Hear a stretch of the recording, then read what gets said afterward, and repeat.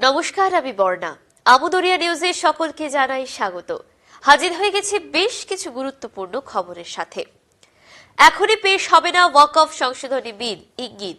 কেন্দ্রীয় সরকার সংশোধনের চলমান শীতকালীন অধিবেশন চলাকালীন ওয়াকফ সংশোধনী বিল পেশ করবে না বলেই সিদ্ধান্ত নিয়েছে। কেন্দ্র মনে করছে বিলটি পেশের আগে আরও পরামর্শ এবং পর্যালোচনার প্রয়োজন। প্রস্তাবিত বিলটি যা নিয়ে বিভিন্ন মহলে বিতর্ক চলছে, বিরোধী দলগুলির অধিকাংশই তীব্র বিরোধিতা করছে প্রস্তাবিত বিলের। ওই বিলের লক্ষ্য সারা দেশে ওয়াকফ সম্পত্তির ব্যবস্থাপনা ও নিয়ন্ত্রণের বিষয়গুলির সংশোধন করা। কেন্দ্রের সংখ্যালঘু বিষয়ক মন্ত্রক প্রাথমিকভাবে শীতকালীন অধিবেশন চলাকালীন বিলটি উত্থাপন করার ইঙ্গিত দিয়েছিল। সেক্ষেত্রে যুক্তি ছিল ওয়াকফ বোর্ডগুলির দক্ষতা বাড়ানো এবং অব্যবস্থাপনা দূর করার জন্য দ্রুত বিলটি পেশ করা প্রয়োজনীয় ছিল।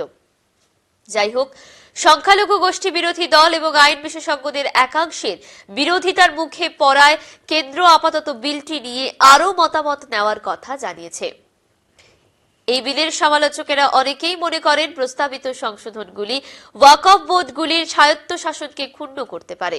বেশ কয়েকটি মুসলিম সংগঠন এবং সম্প্রদায়ের নেতারা বিলটিকে ওয়াকফ সম্পদের ওপর নিয়ন্ত্রণ কেন্দ্রীভূত করার একটি প্রচেষ্টা বলেই অভিযোগ করেছেন। আসছি পরবর্তী খবরে। বিয়ে লুকোতে সঙ্গিনীকে 40 টুকরো করে লোপাটের চেষ্টা। ঝাড়খণ্ডের খুন্তি এলাকায় এক যুবক নরেশ বেগরা তামিলনাড়ুর একটি মুরগির মাংসের দোকানে কাজ করত। সে সেখানে মাংস কাটত। এলাকার এক তরুণীর সঙ্গে প্রেমের সম্পর্ক গড়ে তোলে সে। তরুণীর সঙ্গে লিভ ইন শুরু করে সেখানেই। এর মধ্যে ঝাড়খণ্ডে এসে বিয়ে করে। খুন্তিকে গ্রামের বাড়িতে স্ত্রী আর তামিলনাড়ুতে লিভ ইন পার্টনারকে নিয়ে চলছিল তার জীবন। এর মধ্যে তামিলনাড়ুর লিভ ইন পার্টনারের সন্দেহ হলে সে যুবককে বলে ঝাড়খণ্ডে যাবে। জোরাজোরির পরে লিভ ইন পার্টনারকে নিয়ে ঝাড়খণ্ডে পৌঁছয় নরেশ। সে তাকে গ্রামের নাম করে জঙ্গলের গভীরে নিয়ে গিয়ে ধর্ষণ করে। তারপরে মাংস কাটার চপার দিয়ে দেহটি টুকরো টুকরো করে জঙ্গলের নানা এলাকায় ছড়িয়ে দেয়, যাতে জন্তু জানোয়াররা সেই টুকরোগুলো খেয়ে নেয়। 8ই নভেম্বর খুনের ঘটনা ঘটে। 24শে নভেম্বর একটি রাস্তার কুকুরের মুখেই মানুষের দেহাংশ দেখে বাসিন্দারা পুলিশে খবর দেন। পুলিশ গিয়ে জঙ্গলে তল্লাশি চালিয়ে একটি ব্যাগ পায়, তাতে ওই তরুণীর আধার কার্ড মেলে। এরপরে পুলিশ জঙ্গলে তল্লাশি চালিয়ে তরুণীর কিছু দেহাংশও পায়। তামিলনাড়ুতে যোগাযোগ করে পুলিশ নরেশের নাম জানতে পারে। এরপরে নরেশকে জেরা করলে সে খুনের কথা কবুল করে বলেই পুলিশের দাবি। নিয়ে নিচ্ছে একটা ছোট্ট বিরতি, ফিরে আসছি বিরতির পর। যে ফ্যাশন ব্র্যান্ড শো আছে 25th of November and এটা 1st December অবধি আছে।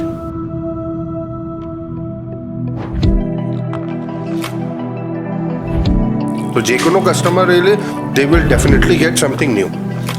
আমাদের অ্যাড্রেস আছে হিমালয় অপটিক্যাল, রামকৃষ্ণ সমিতি বিল্ডিং, পানিডাঙ্কি মোড়, নেক্সট টু SDFC, শিলিগুড়ি।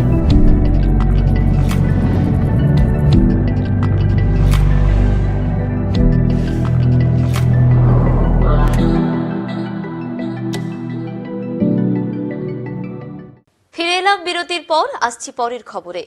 বাংলাদেশে ইসকনের একটি অফিস জবরদস্তি বন্ধ করার অভিযোগ। ইসকনকে বাংলাদেশে নিষিদ্ধ করার আবেদন জানিয়ে মামলা দায়ের করা হয়েছে ঢাকা হাইকোর্টে। সেই মামলার রায় এখনো হয়নি। তার আগেই এবার বাংলাদেশের ঢাকার মাদারিহাট জেলার শিবচর উপজেলায় ইসকনের একটি শাখা অফিস জোর করে বন্ধ করে দেওয়া হয়েছে বলেই অভিযোগ। সেখানকার ভক্তদের সেনার গাড়িতে করে নিয়ে যাওয়া হয়েছে বলে অভিযোগ। কদিন আগে সে দেশে গ্রেফতার করা হয়েছে হিন্দু সন্ন্যাসী চিন্ময় কৃষ্ণ দাসকে।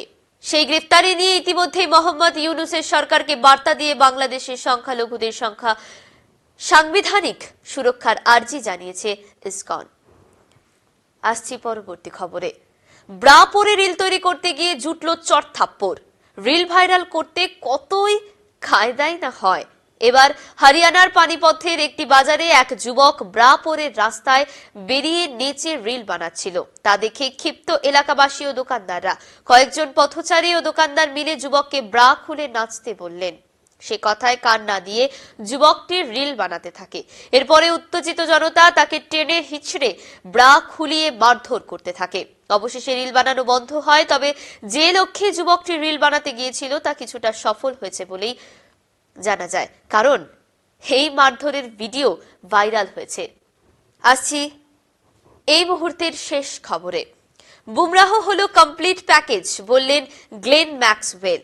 বুমরাহের বোলিং অ্যাকশন বোঝা মুশকিল, সে আপনাকে ইনসাইড এজে অথবা আউটসাইড এজে আউট করে দিতে পারে, দরকারে ধীর গতিরও বল করতে পারে, সব মিলিয়ে মাঝে মধ্যে আনপ্লে বয় হয়ে ওঠে। তাই আমার মনে হয় বুমরাহ হলো কমপ্লিট প্যাকেজ, এমনই বলেছেন অস্ট্রেলিয়ার তারকা ক্রিকেটার গ্লেন ম্যাক্সওয়েল। এক সাক্ষাৎকারে তিনি এক সংবাদ সংস্থাকে কথা জানান। তিনি যশস্বীকে নিয়েও কিছু কথা বলেছেন, তার মধ্যে উল্লেখযোগ্য হলো যশস্বীর যা বয়স ও প্রতিভা, তাতে ধারাবাহিকতা থাকলে সে আগামী দিনে 40টি টেস্ট সেঞ্চুরি করতে পারে। এখন এই পর্যন্তই, ফিরবো আরো গুরুত্বপূর্ণ খবরের সাথে। ধন্যবাদ।